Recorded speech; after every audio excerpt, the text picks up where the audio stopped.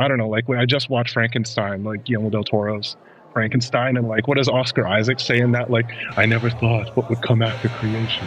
And it's just like, thank you, Guillermo, thank you. It's time for another episode of Best of the Tour. This is the show that takes you behind the scenes of your favorite gig posters, tour merch, and the artists who bring it all to life. Let's start the show.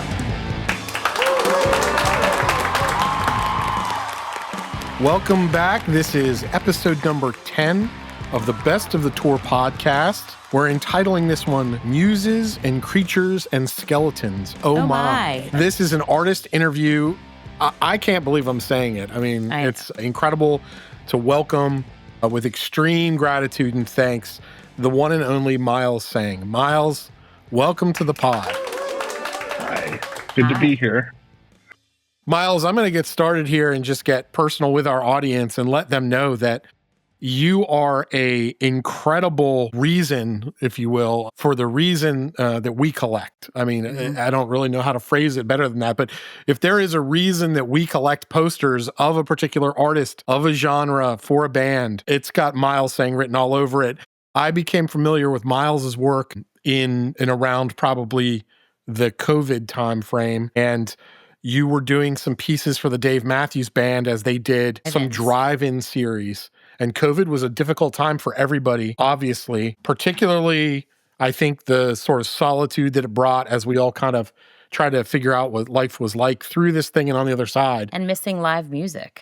And there was this experience that the Dave Matthews Band put on with drive-in concerts through YouTube. It was like every Wednesday night.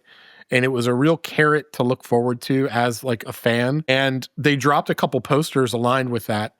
And two of them were by you. And I would say we went from being minor poster collectors at that point to just like floodgates open. And we now have a room of Tsang in our house where we have all of the pieces you've done for Dave. And your work is just, it's incredible. I mean, I don't have any other word for it other than just incredible. Thanks for taking the time to sit down with us and chat. No problem, and thanks for the incredibly kind words. That's a lot. That's really, really nice. Thank you. Well, and one of the topics in the title, Muses, that is something that I particularly love. And with your work specifically, there's a few that are just my favorite. I'm a tattoo lady, so you also love to tattoo your beautiful muses as well. And so I find a commonality with that desire to look like these gorgeous, like tattooed ladies in your pieces of work.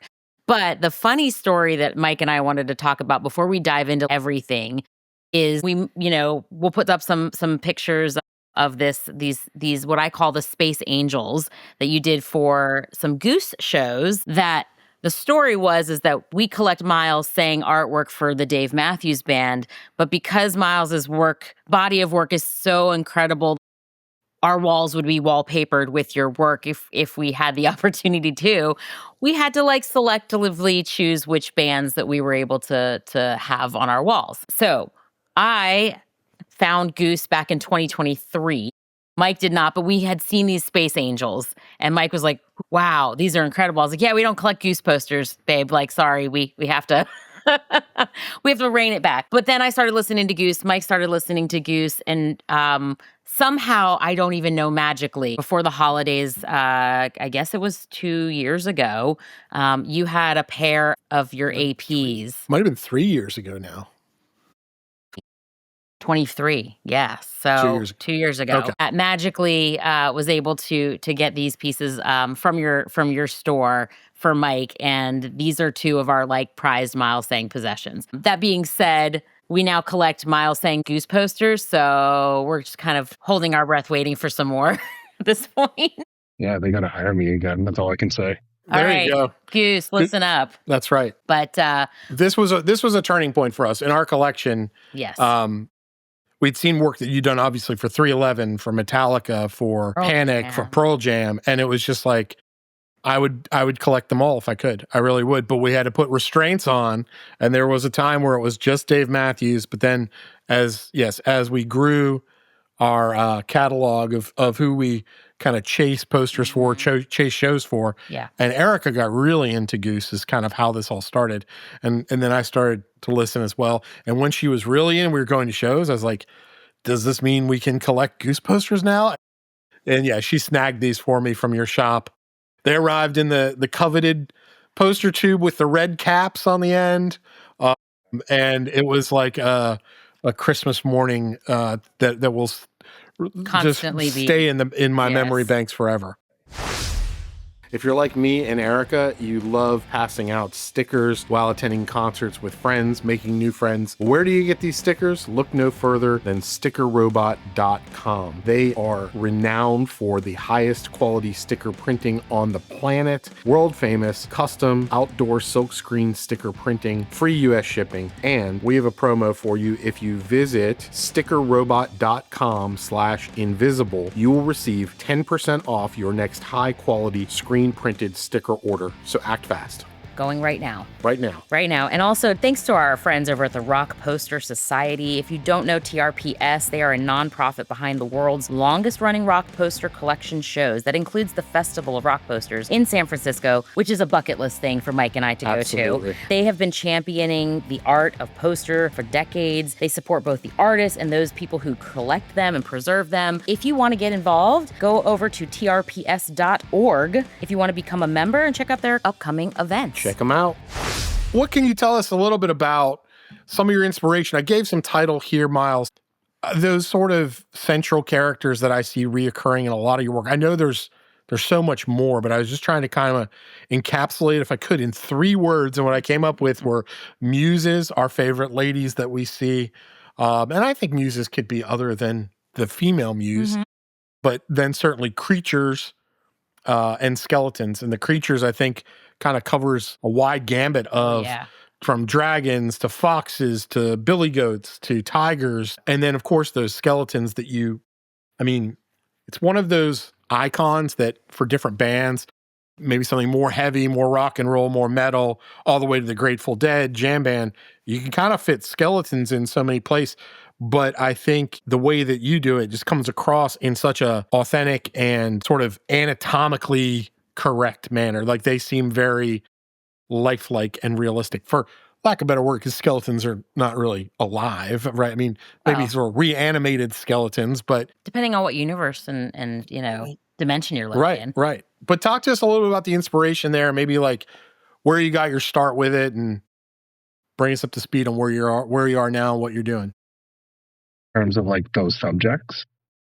Yeah, I think those subjects and just sort of how you find the inspiration for a piece and maybe decide to go in that sort of one direction or another. Because just to take, for example, DMB, like I've seen a lot of the series with the muses, the female muses, and sometimes they're a little closer up, sometimes they're a little farther out, but then a pivot in a completely different direction, to have like the diver from, I think it was Virginia Beach, and then you got this little sort of like hoverboat for Tampa, just kind of like how your process in selecting those subjects for different posters.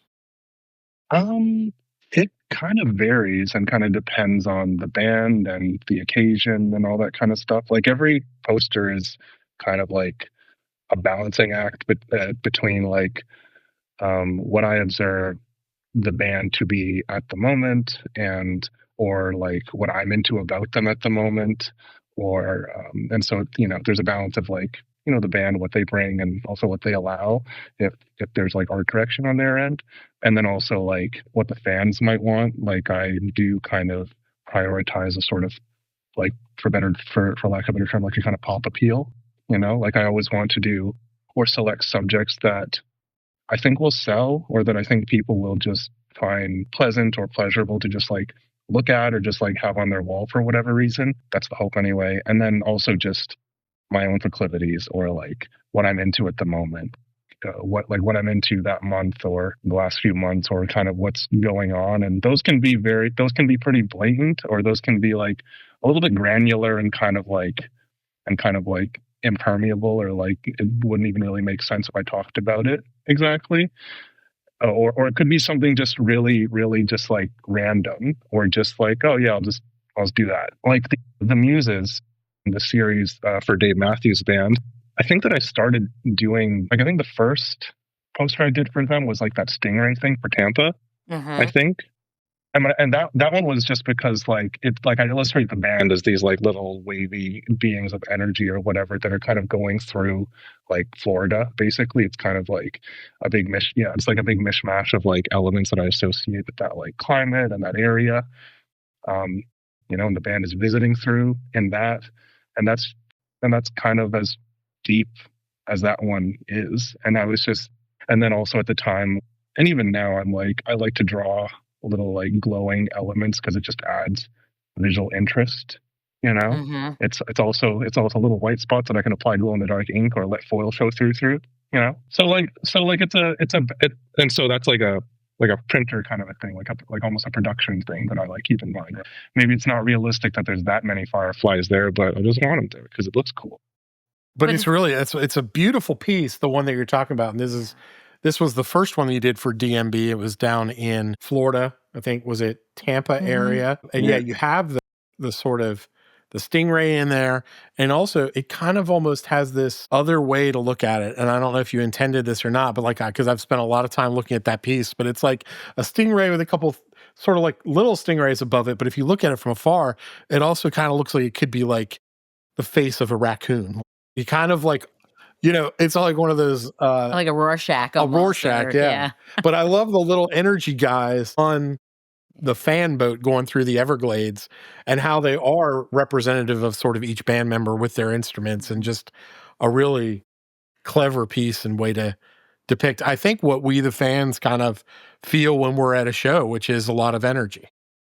Yeah, so that's kind of the thing. Like, it's just I didn't really know how to draw them exactly or represent them, other than to just at that time draw them like that as like being energy. I was kind of on that wave at that time. I think 2016, 2017, I think. And then to keep going down that line, like I think the next one was the diver one for Virginia. I'm pretty sure Virginia Beach. Like iconic piece for the band. And this is one of those Dave Matthews Band grail pieces that people search for. You always see like ISOs out in the, the fan boards looking for it, because it is such an iconic piece that just captured the hearts of the collectors. And, again, a lot of these are like water-based, Florida, Everglades, Virginia Beach, Atlantic Ocean. And so there's a lot of like movement and elements to it. That's one of the things that Mike and I, when we talk about your work, there's a lot of like beautiful movement. You caught me from when you said, when I think of it from like the printing perspective, it's like your brain has to work backwards from the way it's going to look before it's even designed almost. It's like this unbelievable way to have your brain work to say like, how will this look when it gets printed, which I just think is like incredible. I think that's just like something that happens over time, though. I definitely think about that a little bit more now, and I don't even think of it exactly in that way. Now I just think of like, if I'm working on a thing and then it's like, this, like the ink is covered all of this, there's like no white space, then there's not going to be much room for that like balance to come through. So that's like a question of just like kind of pictorial balance and stuff. And then I can just like, I can apply a mask so that like some parts can come through or not, or I can like render out so that there's like more highlight on one part or whatever. So it's kind of just like work. It's kind of everything that I do. It's kind of like a push and a pull, like I'm always like, I never actually know what something is going to look like until I've done it. That's kind of one of the things that like keeps it interesting for me, like process and kind of just incrementally growing and like trying new little things here and there.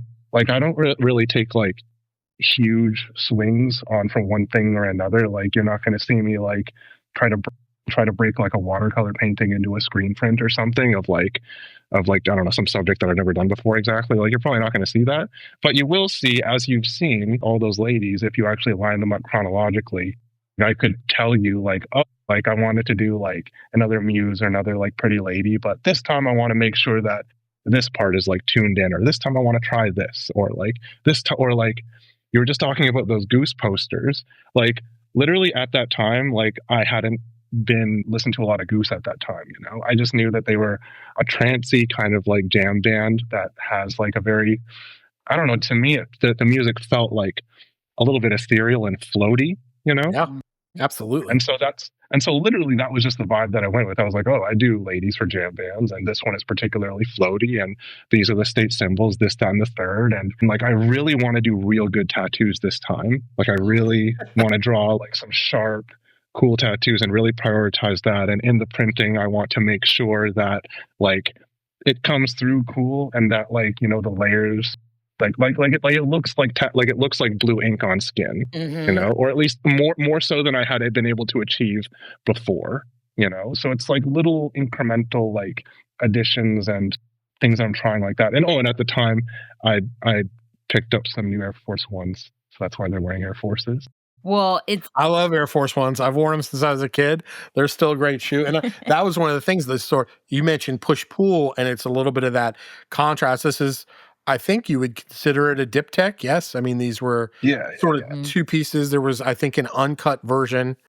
This takes me down a whole other tangent about the way that you choose to do variants of your pieces, which I think is legendary. Like, I think, you know, we see a lot of foil, or, okay, there's a rainbow foil, white swirl foil here or there, but then you'll take things and you'll change the ink on some of them. And there's a version, and hot take for anybody listening who hasn't been to Miles' website, the blue variants of the Space Angels, I think, are still available. And by think, I mean no, because I look at it almost daily and have to talk myself out of buying an additional copy of the same poster in a different variant. But I think your choice of changing the color tones can actually do that to a collector, say that I could actually own multiple of these. But being that it's a diptych, you chose to sort of have this continuity of the Space Angels, but then, like you said, the Air Force Ones versus maybe a Converse type inspired sneaker, which we found it to be really cool because I think that's a nod to Rick Midirotunda, the lead singer of Goose, who frequently wears Converse. And then you chose one Space Angel to have sort of a semi-hollow body electric guitar, which again is what the lead singer of Goose plays, and then another Angel to have an acoustic guitar. Goose at the time was breaking out into this acoustic band called Arebelo, and they've done some other things called acoustic lately. And so just picking up on those elements and that like attention to detail, it just really felt like you were doing your homework, and or I think like kind of maybe getting in the vibe of Goose. You mentioned that sort of ethereal, floaty kind of music. Yeah, it's a little bit of both, because like I do remember actually like looking into their gear and their guitars, and sometimes I do that if a character in a poster has like an instrument and it's like pretty prominent, there's usually a reason why, you know, because like I don't know, I just don't want to just do something just to do something all the time. I don't know. I'm not consistent though, so I can't really, you know, tell people one way or the other every single time. But I do remember wanting to represent that guitar there. But I will say again, like everything isn't entirely plotted out. Like I'm pretty sure that like I illustrated one figure one way and another as the other, more just to differentiate them than to actually have like their clothes have any one particular meaning. Like I know that like the one with like her that's really leggy, like the one that's showing her legs. She also has like a Letterman jacket with leather arms, you know. And like I really, that's similar with the tattoos. I was like, okay, like I really need to lock in on the drapery. I want that like arm to look sick. And like I remember there, I actually figured out how to render that like gradation of like, and how to layer the inks in my style so that like it came through and it actually pops pretty decently. I remember, compared to like the drapery or the clothing or the rendering on like those things in other posters where like where it doesn't always look exactly like the material. I'm always like trying to get more verisimilitude. This particular one, we're lucky we have it in the foil variant. And like when I say that there are just pops and things that we start to notice as just passerby. And this is the thing I love most about your work, is because you can sit with it and you could see it from like the face value and be like, okay, I see. Oh yeah, Chucks, just like Rick's Chucks. And like, you know, but what did I find the other day that like blew my mind? And now I'm like, I think it was maybe the red bird and the tattoo. Well, so it was a few things. So their new album came out. It was called Chain Your Dragon, and she has a dragon tattoo on her leg. And I was like, oh my gosh, Miles is savant. He had futuristic. In our household, you're also prophetic, Miles. Yes, you're very prophetic. But there was that. There's also she has a tattoo with Red Bird, which is a song that Goose is. There's a song called Red Bird from Goose, and so like the attention to detail to me in what I would consider as a fan collecting for Easter eggs is just you can sit with something. And I mean, like I said, we've had these posters for years, and then Train Your Dragon comes out, and I'm like, dragon's tattoo, and they've talked about dragons for years, and my next tattoo will be a dragon. It's like, it's all happening, you know? But it really, as like for us to be able to sit with something, and I think that's the beauty of one of the things of many that we love about your work is like you can sit with something and see it and then come back to it and you see something else and come back to it and see something else. And it reveals more of the story, or because now you're talking about the jacket and you're talking about the tattoos and the layers, and I'm like, okay, time to sit with it again. And that I think is the thing that keeps you coming for us, keeps me coming back to your work. I mean, I could go on and on about this particular piece, but there's other ones as well of the Muses that just, one of my favorite ones is you did one for Chicago, Huntington Island, Northerly Island, and it was we call her Daphne because she's Daphne, like the plant queen. Then there's a beautiful sculpture garden out there on Northerly Island. Mike and I were lucky enough to actually go to Chicago for the first time this summer to see Goose there. And it was really very cool to now have connections, not just across, the bands, but like now having multiple posters that connect Northerly Island as well. But she's one of my favorites because I'm a plant lady, and I was like, love it. Yeah, me too recently. Actually, around that time is when I started to get into plants myself. So that's another reason why like I selected that and like and why I prioritized like so many leaves and like that's such a green poster. Yes. Like if you notice, actually, like that's another thing, like flowers and vegetation over time. If you go back my work, like I think maybe other people feel differently, but I think that like my plants and vegetation and flowers and florals and all that have just been like getting better and better as I've learned how to illustrate them better, or just how to like go about layering things more. And yeah, I think that was kind of like a piece where I really, really pushed that one because I was really into plants at the time, and it just felt like a good chance to do that, So again, trying to better things incrementally, and I think that you can feel the fun that I have, which is what I hope. 100%. Absolutely. Yeah. And one of the things too, just as we've done, I think, a number of your posters that we've kind of reviewed or looked at on our other podcast called Posters in Every Direction, where we've kind of sat with a piece and we'll analyze it.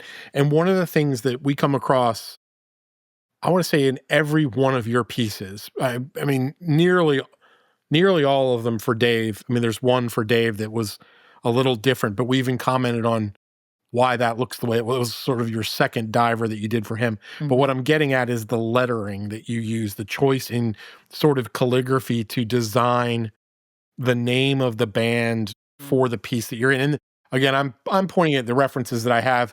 If you're looking at us on camera, you see me looking around our room. I'm looking at pieces live and in person, but we could go through your whole catalog, and I think we'll see this for Fish. I know there was one you did in your current hometown, Toronto, right? They were there with the CN Tower. But that attention to detail that you bring, and not just like the detail, but the creativity around lettering the band's name, I have felt like for years that you are the absolute GOAT, if you will, of lettering band names on posters. I mean, I love, again, obviously, gush all over your style and everything, but just to pick one element, I think the way that you take time and care to craft and say, how am I going to make the Dave Matthews Band name look different in this poster as opposed to the 3 other ones or 4 or 9 other ones I've done. And each time it's so creative and so different that I feel like you could take that as an excerpt from the piece and put it on another poster, put it on merch, a t-shirt, a hat, and it would sell just as well or better. And it's so special. There are a couple of them, and this is a true story, swear to God, I've looked at them. In fact, I'm looking at one right now. It was a Charlottesville piece that you did for the Dave Matthews Band with the lady in the moon. If that rings a bell. And the way that you did the Dave Matthews Band lettering, it makes it look like this 70s like hard rock band with like angel wings and a rainbow. I was like, if I was to get a tattoo of the Dave Matthews Band, that's what it would be. It would be the way that you lettered that. And that's how just incredible and creative I think your work is around the naming. The one that I mentioned that was a little different was this Diver 2.0 that you did down in West Palm last year, I think it was. And it was more of like a front and center guy.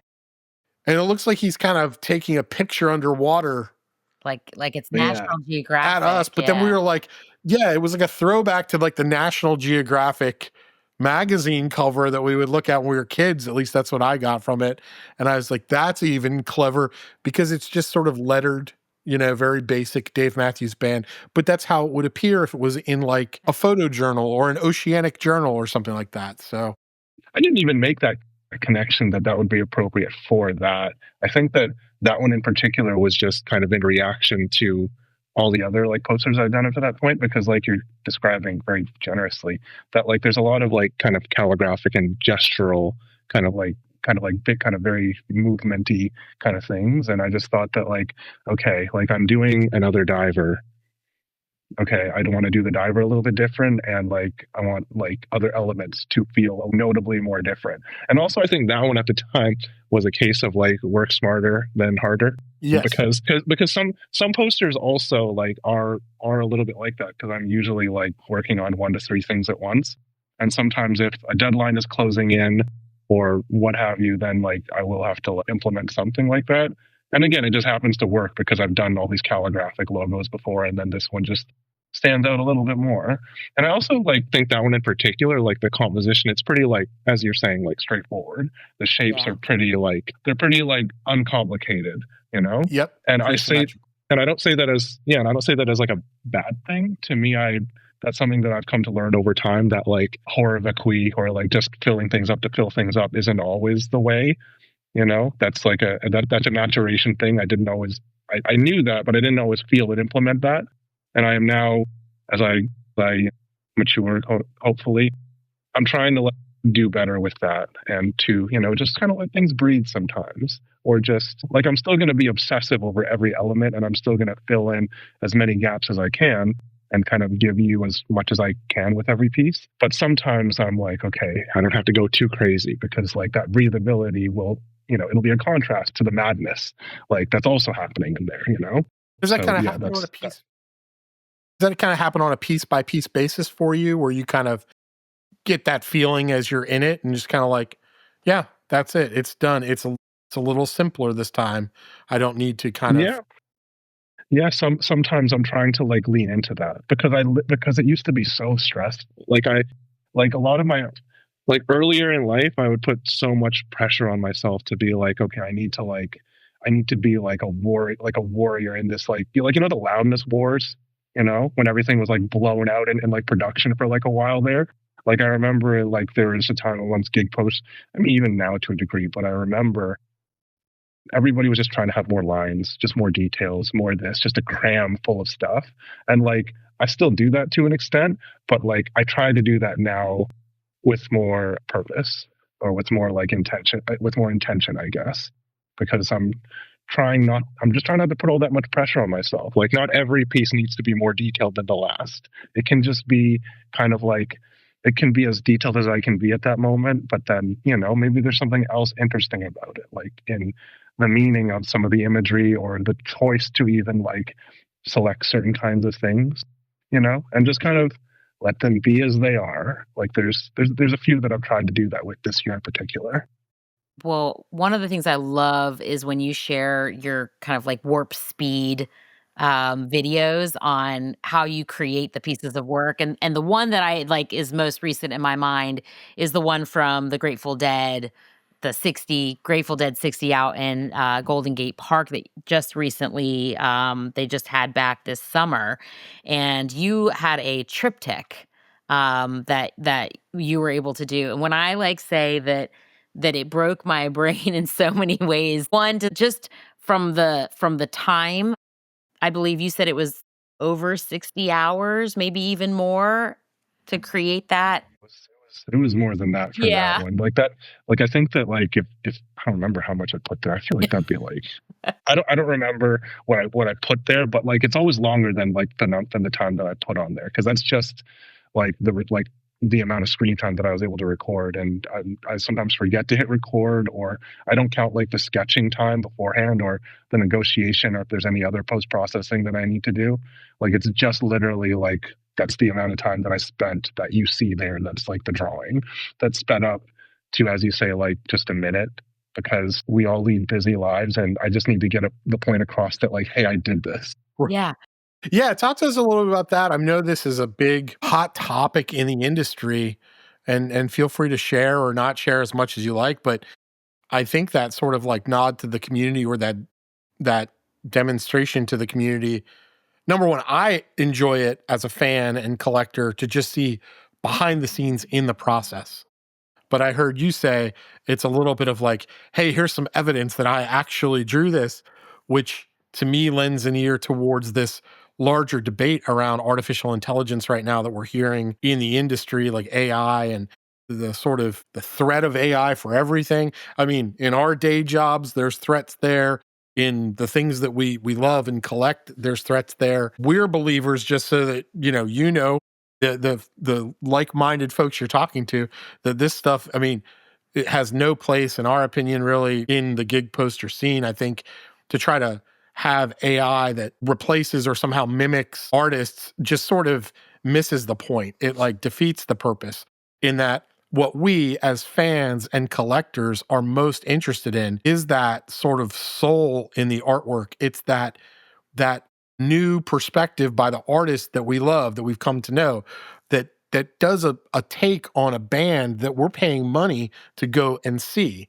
And so like this concept that a band, and I'm not naming any names, just generally anybody might try to increase their profit margin somehow by just hitting a whizzy-watsy on the computer and print it out like an AI program and then try to pass on sell it. It just, to me, it's missing a point. It would be icky beyond icky, but it's really not understanding your core audience. And so I'm as anti AI in the sort of gig poster space as one could be. But that being said, not asking for anybody else to adopt my opinion, but what are you kind of seeing in that space, Miles, and what are your thoughts?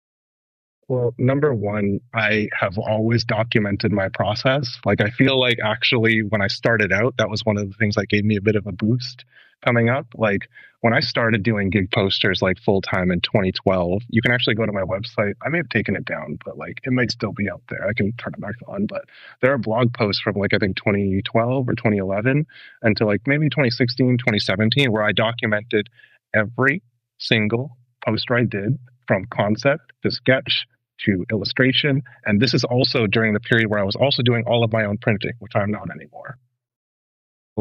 So yeah, I tried to make myself like the one-stop shop for like the Toronto area, basically. Like you want to cross the border and like hit one of the biggest cities in Canada, I will be your stop for like sick imagery that like you can also pay me to print, and I can print up to several hundred of them, whatever.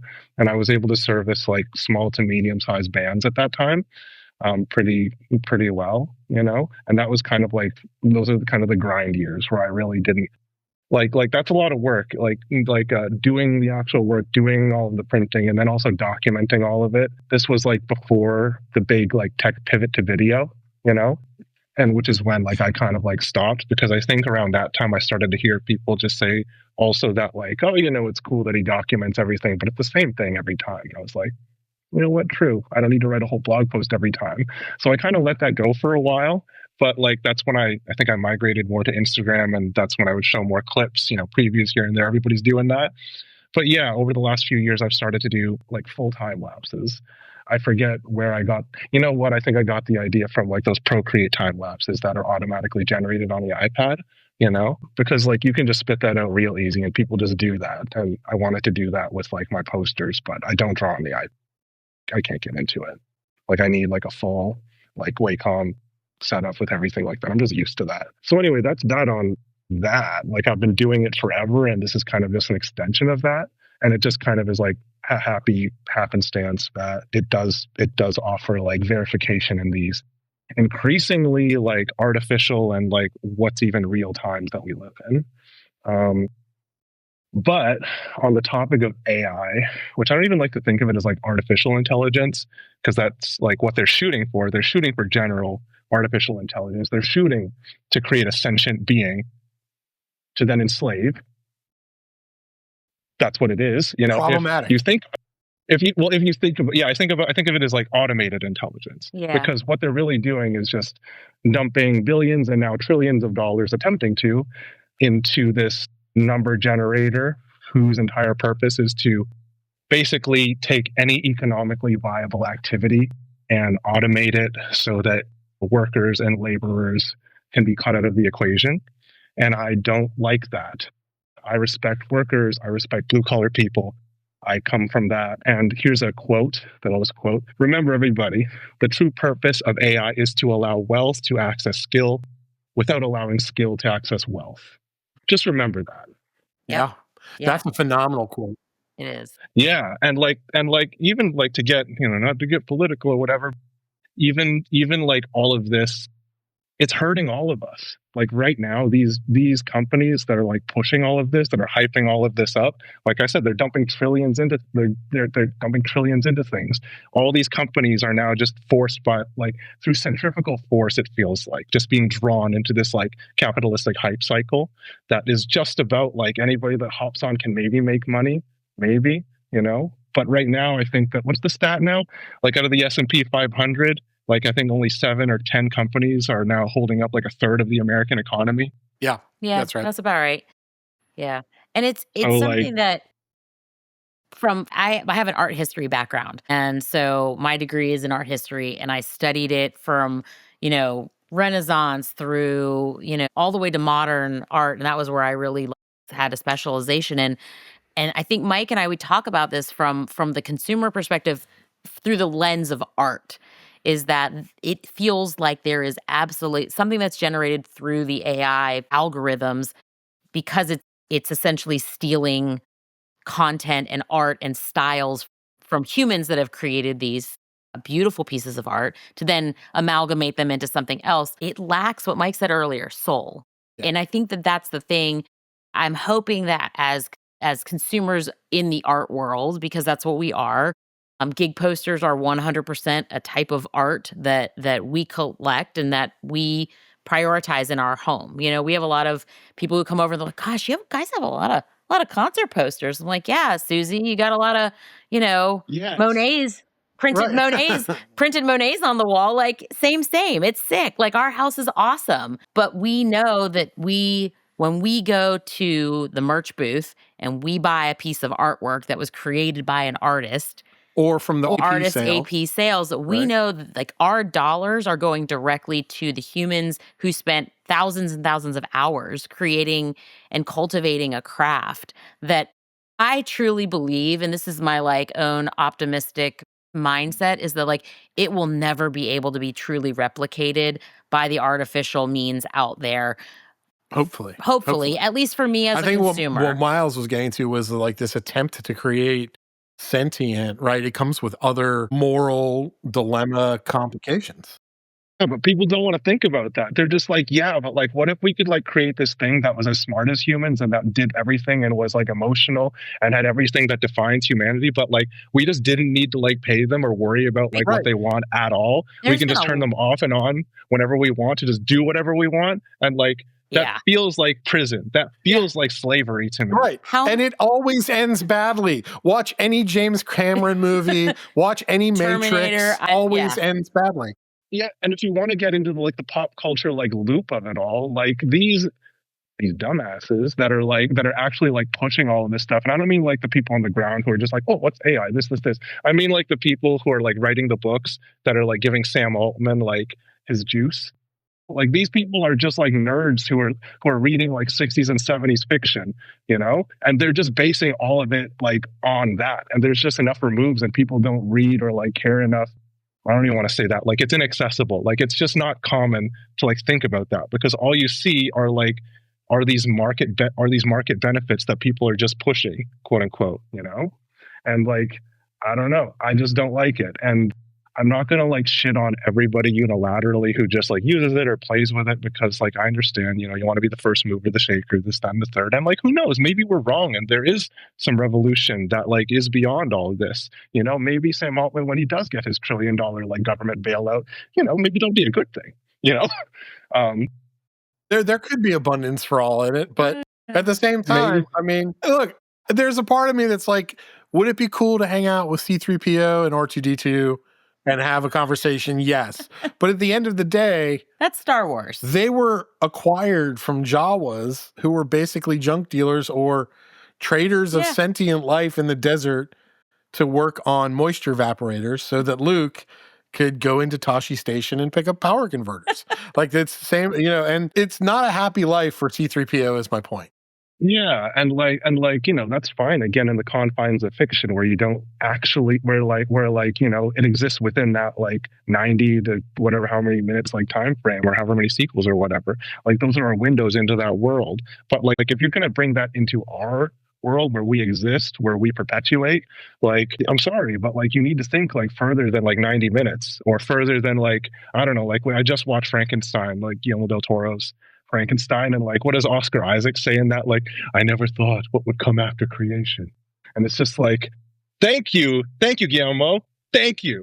Well said. This is well timed. This is really a revamp of Frankenstein's monster, but this is supposedly pretty on par with the novel. This is on my next watch list. It's coming up, but that's a well timed sort of commentary on where we are, even though that's dealing with reanimation of human parts as opposed to right. AI But what I understand and hear Miles saying is sort of like, we have this sort of push right now to go, adapt. I've heard it say something like humans with AI are gonna, surpass humans without AI. And that's just another sort of talking point to try to elicit us right now, who are maybe a little bit more skeptical about it, to be like, oh no, you have to do it this way. I think I'm hoping, because I'm finding myself just in my generation, we're raised in the 80s, kids of the 80s and 90s. I am finding that I want to return back to things like we talked about plants. Like, don't ask Mike how many plants we have. Sometimes he's like, is that new? I don't know where that came from. A lot. But I've getting like 5 things right now. Same. I'll have to see if I can send. Oh, I don't know if I can send them across the border, because you're up in Canada. They don't like when you send things across the border. They used to be fine with it. We don't need to get political. No, it's okay. Yeah. But we can. In fact, I would not mind. In fact, right. One of my posters this year is about that. That's right. But I think from that, like, I am finding the things that I want to spend my time, like my free time on, are returning to things that are simple, that I can do with my hands, that are real, tangible, that are not on a screen, because we spend so much time on the screens. And it returns me back to this concept of like paper. My kids don't have books for school. They do everything on a computer.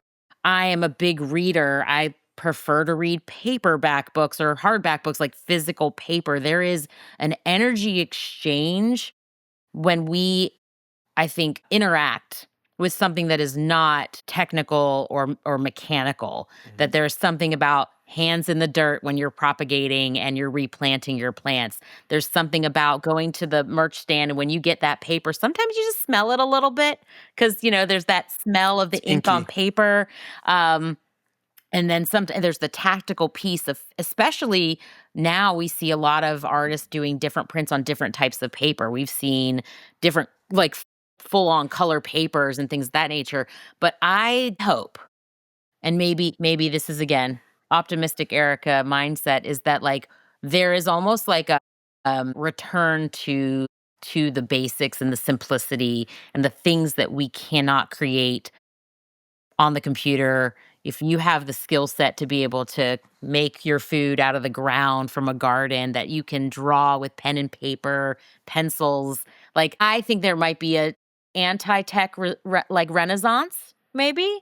There is a little bit of that. I mean, we're seeing, was it last year or the year before? It was the first time since like 1970 something or 1980 something that records, like vinyl records, have outsold CDs or cassettes or anything. Yeah.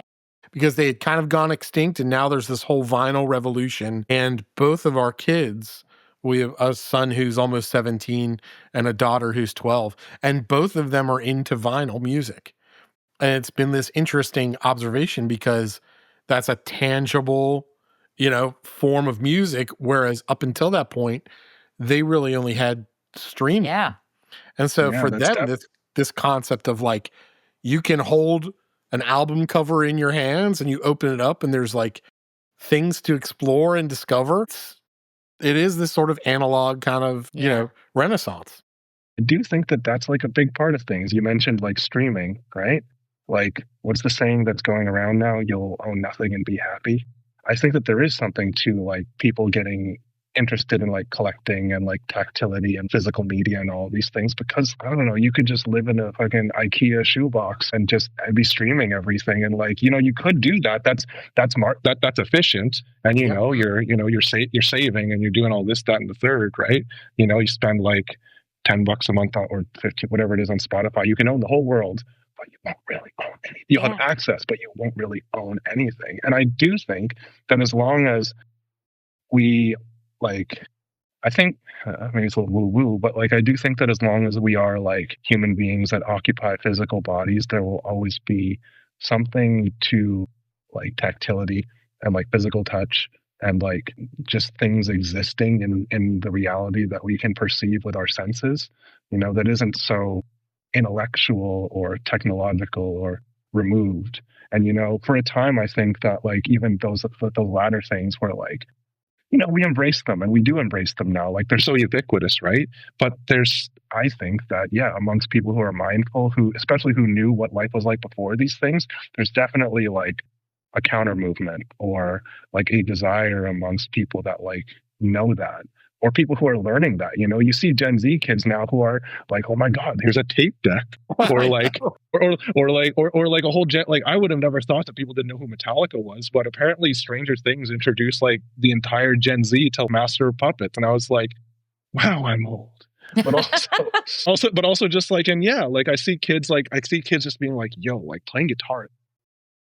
Yeah. And or like drawing, even if, they're quote unquote not good at it or whatever, but like, it doesn't matter. Like, being quote unquote good doesn't matter except in a market sense, like, I'm not going to say like, I'm not trying to be good at what I do or whatever, right? Like, I'm a professional and I make money off of this, that, and the third. But like, I do think that there's something to kind of like divorcing yourself from that and just doing something to do something, just enjoying the moment. I think that that's what locks us into like why I'm such an admirer of like other artists and like performers, because I don't know what they're going to do. And like, that's exciting. Yeah. It's like when you go to a live show and you go, and a jam band in particular, where you're just like, oh, I've heard all these songs on record, but like, how are they going to play it? Like, are they going to segue into one thing or the other? How's that going to make me feel? Are they going to solo this? Are they going to like put that in there? Are they going to switch instruments? Are they going to like throw down and just play like B-sides? I don't know. 100%. It makes we talk about this a lot about like, investing in those experiences, because they are these sort of like, that's what you take with you. Yeah. Once in a blink that you hit it. We were fortunate enough, we're going to go for the third year in a row. Goose does a event called Goose-Miss, which you've probably heard of. We were at the one last year in Charleston, South Carolina, and they did this whole theme around bingo. And what they did was, and I don't know if you've seen this, Miles, but you would love this.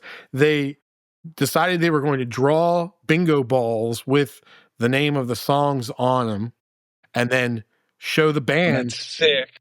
Yeah, as they're playing as the set list was being created as they're playing. And so it was, and they didn't know what was coming, and they had to find their way to transition to the next song. They did this for 2 nights back to back. Yeah. And it was sick. I mean, just so incredible. And then this is the part, you can check it on YouTube. They just did a making of. These guys could have totally phoned this in and just said, we need some type of digital backdrop that just shows you a bingo ball being drawn. No, they went to like a fabricator with their people that they know. They built a 30-foot tall operating bingo wheel that they loaded with giant rubber bouncy balls. And this is what they pulled out. And exactly what you were just explaining, that That's that analog sort of renaissance, right? This is the thing that you can't get enough of because you don't know what's going to happen next. And that feeling, that energy, man, there's nothing like it. It was just, Yeah. it's awesome. And to like loop it back into what I do and what I said earlier, that's why like I don't really know what I do. Like I don't really know exactly how something is gonna like look from start to finish. Like I generally know, and like for the sake of clients, especially like these days that I'm working with like bigger bands and stuff that are a little bit more strict with like what is and isn't allowed or like being sensitive to changes.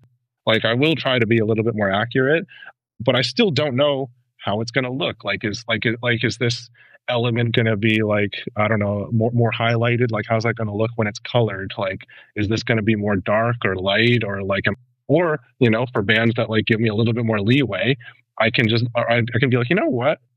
There's like a blank spot there. I'm just gonna draw this whole other thing in there, you know? And like I didn't plan that, you know? Or even like sometimes if there are edits that need to be done, then that changes it too. Like, and I didn't know that. And I don't know, that's interesting, you know? It keeps it fresh for me. Like again, I imagine these bands that are playing like the same thing like every night. Like I think that there's a joy and kind of an ascendancy that comes when you can figure out how to do the same thing but like new again.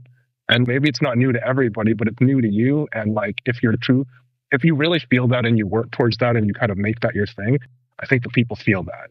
Or at least your people feel that. You know what I mean? Yeah, absolutely. So in a way, you're kind of like the jam band of gig posters because I get that from your work. Like it is that flow that, I mean, when you said sometimes you don't even know where it's going, it is always something fresh and unique and amazing. Really, I mean, that's what I feel when I see your work. So it's a way of saying thank you, Miles, for all that you do. I mean, especially in this crazy world with all of the things that are seemingly trying to, change. I think we need this more than ever, as humans, as fans of music, as fans of art, to have that kind of creative freshness. From the bottom of my heart, seriously, thank you, for all that you do.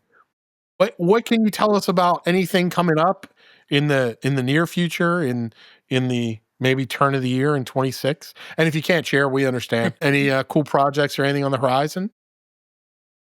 I can't really share anything specific other than just to say that I'm just doing what I've always done. And I'm just gonna keep grinding out like gig posters that I hope are incrementally cooler than like last year in different ways. This year in particular, I don't know if we haven't had time to really get into specific pieces, but like I have tried to like improve or just like inject more personal meaning or personal narrative into things, as well as like the technical stuff. Like you mentioned the Grateful Dead 60 print. Those Grateful Dead prints that I did, the three of them this year, if you look at my previous work and you look at that, know that I really am trying to work on perspective. Well, Like the that's one of the one reasons why for that's one of the reasons why I like doing like aquatic stuff or oceanic kind of imagery so much, just because I don't need to worry about perspective as much. I was going to ask. I can just flow, you know. yeah, well, because that's what it'd be like when you're underwater Right. with the fishes and like the animals and the bubbles. Like that's one thing that I love Yeah. most about your For sure. treatment of water is that there's always this kind of like bubbly flow to it that just feels there's like a liquidity to it or like a viscosity movement to it, which is just brilliant on paper to be able to be like, that's what it would look like when I'm in the water. Like that's Yeah. what it would feel like. I can feel it by looking at it, which is just beyond me.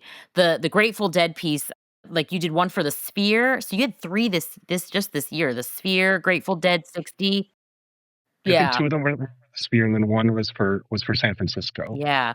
The one for San Francisco bends my mind when you talk about perspective because first of all, it's like if Where's Waldo lived in the 1960s, did a couple hits of acid and like figured out like, oh, I'm going to go to this Grateful Dead show because looking at it, it's got unbelievable attention to detail and elements of obviously like the Grateful Dead and their iconography, like out the wazoo, but it also gives such it's like a love letter to San Francisco as well. So you could be a not Grateful Dead fan, but also take a look at this piece and know, like, there is just, like I said, that's what it sounds like a love letter to San Francisco with the Golden Gate Bridge and the Rainbow Row houses. I think of it from like well, they're doing Full House, but you know, Full House. That's right. And they're doing the whole thing in the Sphere experience, I think, too, where I've seen them almost like you're floating up in a hot air balloon over sort of this shot. But if you go, like you said, it's like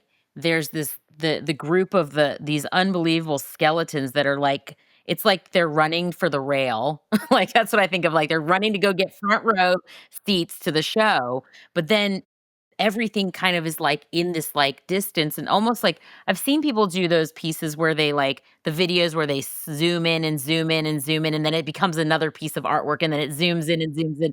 That's what this Bobby piece Chick special. Yeah. That's what it reminds me of, in a way that just bends my brain to be like, how you even came up with that and then had the ability to create that distance perspective in the piece of paper. Yeah. Bends my brain in ways I can't.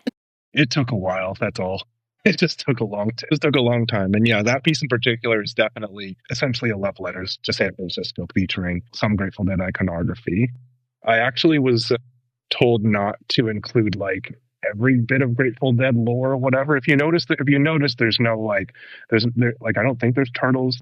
There's not that many. I think there's like one turtles. There's one Terrapin Station with the turtles, but like I was instructed to like lay out the flying eyeballs, no Jerry. Like there were a few other things too, and like I wanted to make it even more dense, believe it or not.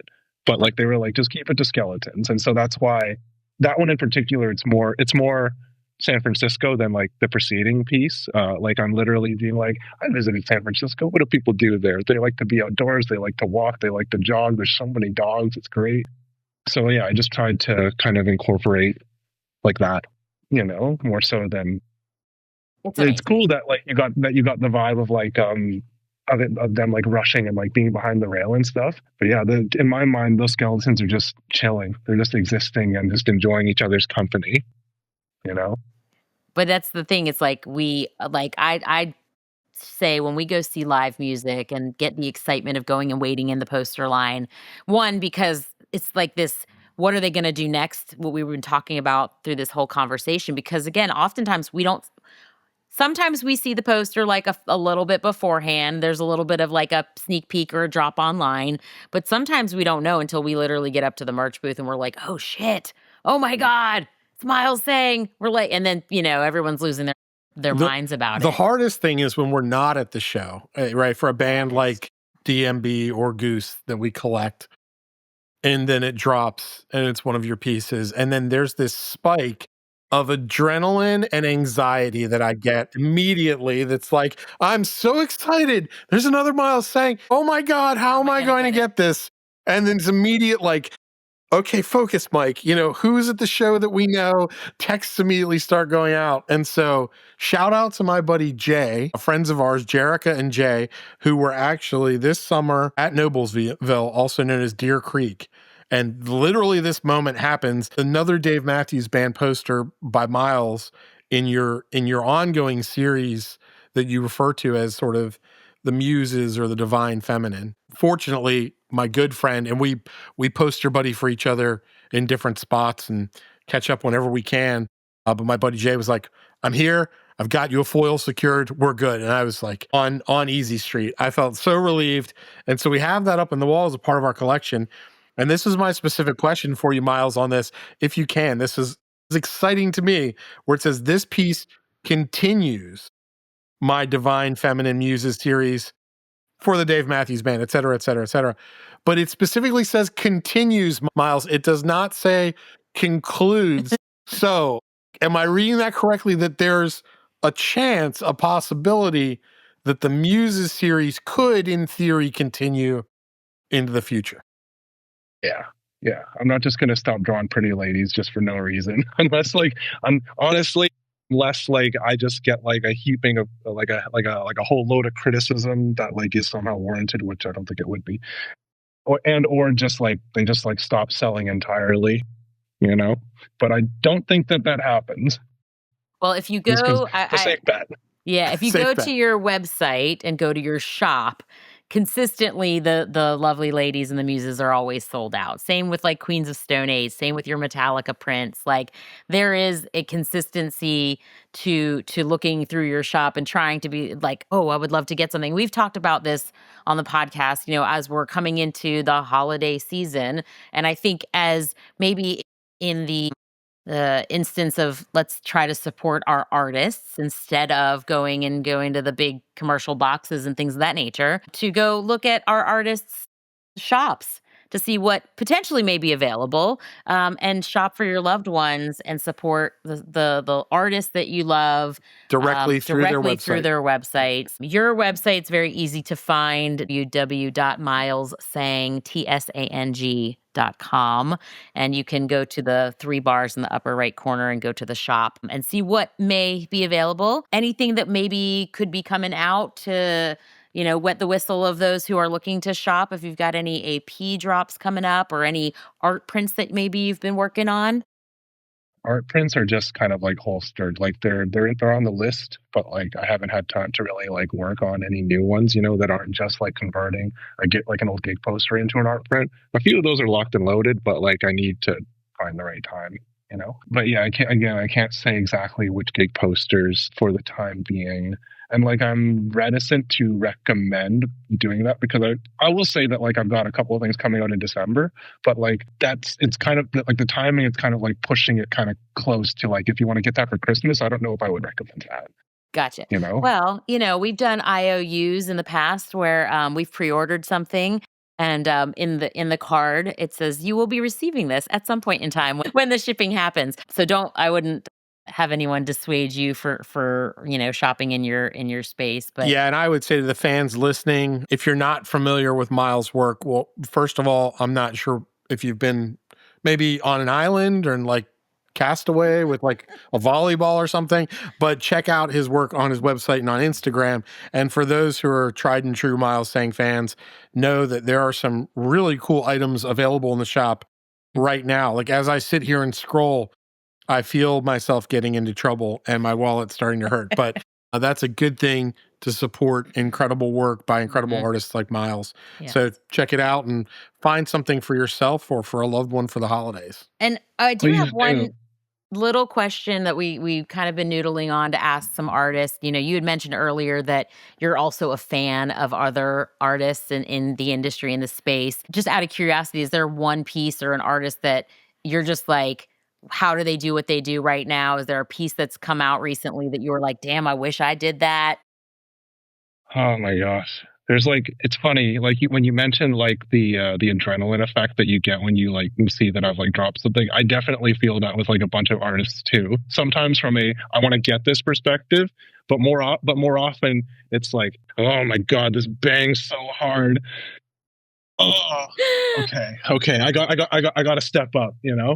And like I feel that like all the time. I don't know. It's hard to pick one. Because like again, like I've got like not the best recall. Like I'm gonna just remember more recent things, and I'm gonna be betraying favorites of the past and such. But I will say that like people who currently have stood out to me in the landscape that are like putting out work pretty recently, like I really like Max Loafer's work. I can't like exactly pick out one or the other because he just like shoots them out at such a crazy clip, and they're all great. He's a big poster artist based out of Germany. Yeah. I think that who really blends like symbolic imagery, and surreal imagery really really well. Like I like his rendering style that seems to be very flexible. He can draw kind of anything, and his ideas are just like really cool. Like they're either really smart or they're really cool or both. And like I just really like what I see out of him. Also got a shout out what's her name? Art of Hamzat, I think is her name. Just because I don't see that many, like frankly, a lot of like women artists in the scene, and I wish that there were more. But just because like I feel like different people bring different experiences and different perspectives, and you're going to get different cool art from that. I also feel like something that I bring that like I don't know if people like think about that much is like I'm a Chinese like Canadian dude, you know, like I like different things than a lot of other people like I like I don't just like these things that are from like the West or whatever. Like I love anime, I love manga, I love art history, I love like movies and world cinema. Like I like all kinds of things that like even if they're not like one to one, like I'm not like, oh, here's this reference directly to this. Like it's all like you're an art historian, right? Like it's like Francis Bacon. Like he had like a million influences that he just like ground up into a fine powder and just mixed it into the paste of his mind, and then he would mark that down on canvas as like a mark of his imagination. And you know, and we're just there like looking at his crucifixion. It's just like, how did you even get there, you know? Right. And like I like to think that like other artists are doing stuff like that too. So again, more artists, more people from different places. I just like to see that, you know. That's what we need more of. Well said. Yeah. Absolutely. More well said. And to be able to, I mean, my pocketbook, my bank account might not be super thrilled about it, but it is like that. It's the tangible thing that I can have, that, you know, whether it is I was at the show and I'm bringing home my memento that's now on my walls, or it is an artist that we absolutely adore. Knowing, like, Mike and I are like, Miles Tsang does anything for Dave Matthews Band, whether we were there or not, it has to be in our house because his OCD won't allow him to not be a full, like, Pokemon, like, gotta catch them all It will collector. not. It will not. And so we hold those things, you know, really like close to our hearts because it means something. It's important to us. And you know, our kids, they have posters in their rooms. They get to pick like whatever we bring home. Like our daughter sometimes is like, "Oh my God, I love that one. I have to have this one."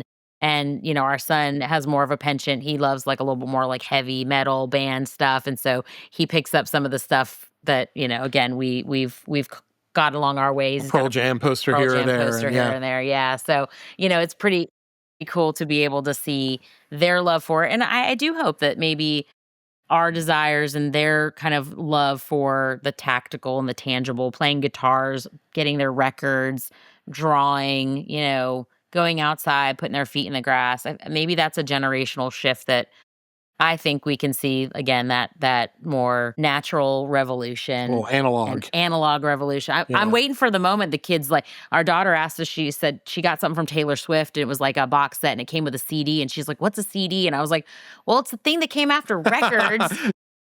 Miles said before he feels old, we just topped it. She's like, "Well, can we get a CD? Can we?"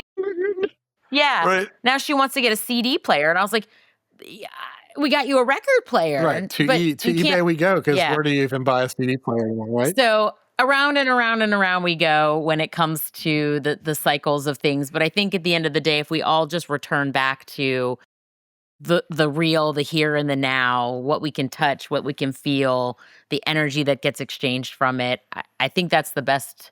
I think that's the best place that we can continue to like place our better days. Well, Miles, we're a little bit over an hour here.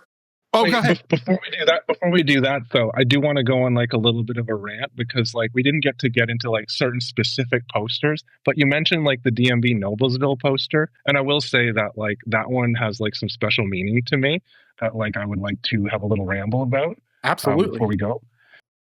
But yeah, so like I mentioned that 2025 this year has been like, in particular, I've been trying to inject my pieces with a little bit more personal meaning. And that one in particular is a little bit more loaded than like the other ones on a personal level. And that is because, as it says in the description, I think I wrote about it a little bit in the caption, but like that, it's not called Deer Creek anymore, right? It's called something else. I forget. Music Center. Yeah, Ruoff Music Center. And it's just like, oh, like here, like we had the Molson Canadian Amphitheater recently. It's been renamed to the Budweiser Stage. Like I don't know how many of those there are on the continent now. And then I think it's being rebranded as Rogers thing because Rogers owns everything in Canada. And it's just like all these corporate entities that are like, you know, reinstating things. And it's like, I get it, you know, these things happen, but also there is something to kind of keeping certain memories kind of alive, you know? And I'm not saying that to be like super, you know, to apply an air of conservatism to everything, you know, but like, I just think that there is something to that a little bit when it comes to like nostalgia and the experiences that we kind of have. And yeah, so many people I've noticed when I did research for that gig in particular were like, it's Deer Creek. That's Deer Creek. Is Deer Creek. And randomly, again, this is not something like I just, for some reason, that like locked into this, or that reminded me of this piece that I have, or this photograph that I have in my morgue file, like my random folder of images that I think are interesting, of this deer, this like baby deer that's cradled inside of like this artificial dead deer that's been shot down for target practice. And like, I just thought that there was something so melancholy and tragic about that image. And that inspired me because it made me there was just something sad about that. And this has been a year of a lot of change, right? Like politically, societally, like, and even me personally, like I've gone through plenty of things, right? And so I've been going through periods of like what my therapist says, like pre-grieving and like grieving certain things that have changed. And so by me kind of recreating that deer being held by that like woman who is kind of a stand-in for me, low-key, it's kind of like, it's in my mind, that's like me kind of, cradling the manifestation of these memories that I have. It's kind of me, just recognizing that things will eventually flow away, will fade away, but I can hold them and I can enjoy them while they're here. And yeah, like I felt that way because at the time my cat had been over 13 years old and she just passed away this past late September. And I'm still not really over it, because like I've had her for over 13 years, Yeah. And like, yeah. And so like, that's kind of me and my cat, low key. Oh, that's beautiful, man. I read about your cat, and in all sincerity, my deepest condolences, because I think you may have heard our little nuggets running around here. We have two Shih Tzus, Bear, who was told to us that he'd be a maximum of 10 pounds, and he's a solid 22-pound heifer now, and Ghost, who's this little white fluff ball. But they were COVID pups. We bought them, acquired them, adopted them, however you say it, during COVID, but it was largely in response to the loss of our dog that was our first dog together, Gus, who we had for almost 17 years. And that really does leave a hole. And there's this beautiful imagery of the pet waiting for you at the Rainbow Bridge that I'm sure you've seen. And I just think it's a lovely sentiment. But the fact that we as humans sort of exist on this plane of a lifespan of, call it ballpark 80 to 100 years or whatnot, if you're lucky. And our pets exist on this different sort of timeline of, much fewer. It just makes it really hard for us to part when they go. But that's I think a beautiful tribute to your companion, and knowing that this piece is reflective of that. I think, man, that's really special. Like at the time, she wasn't like sick or anything at the time that I knew.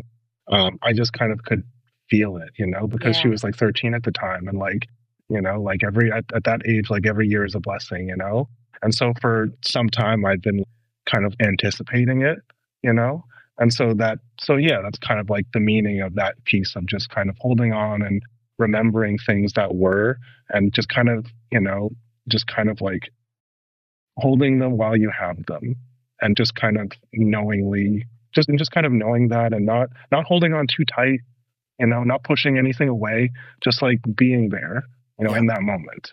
Right. And like, that's kind of what that piece is sort of about. So just wanted to put that out there. Well, I'm really glad that we got to talk about that. Yeah. Just, change is constant. It's the only thing really, right? Cliche, but it's true. So as I said in that post that you read, just want to say to everybody, hold your pets close, hold your loved ones close, and just like, things are crazy, but just do as best you can, look out for each other and take care of each other. I love that. It's a perfect way to honor the love that they give us 100%. They show up into our world to give us the love. We hopefully can reciprocate it as much as we can with them. And that's all that they know. And I think that this is just such a beautiful thing. I see this piece and I think of the Dave Matthews song, One Sweet World. And there's a lyric in there that talks about like, lay down in our mother's arms, for there we can rest safely. And I think about that. I think about the story with your sweet pet and how meaningful those. Her name is Nona. Rest in power. Rest in power, Nona, and how their foot, it's like that. They leave the footprints on our hearts, forever. And I think that is really special to hold those, close to us that we love, to live in the moment, to search for those moments of joy and truth. I think that is something that we all need to chase more of. Absolutely. Agreed. Yes. Well, Miles, we are so thrilled to have been able to kind of take such a beautiful journey in this conversation together. I feel like we could chat for a long time, but for our listeners out there, please check out Miles's work. If you're not following him already on social media, please give him a follow at Miles Tsang. And thank you so much for taking the time and the energy and bringing your heart to our conversation today. This was beyond. I woke up this morning, actually, I said to Mike, I was like, we get to talk to Miles Tsang today. And he was like, oh my God, all day. It was a crazy day around here. So we really are so grateful. And we hope that this is maybe the first. You're always welcome to come and chat with us, but hope that this is the beginning of many more conversations. Yeah, this was fun. And like, we didn't even, like I said, touch on like half the things that I was like prepared to maybe talk about. So like, all good. There's definitely plenty more just now, and there will be more in future, I'm sure. So yeah, like we'll 3.0. Well, Miles, thank you so much for joining Best of the Tour podcast.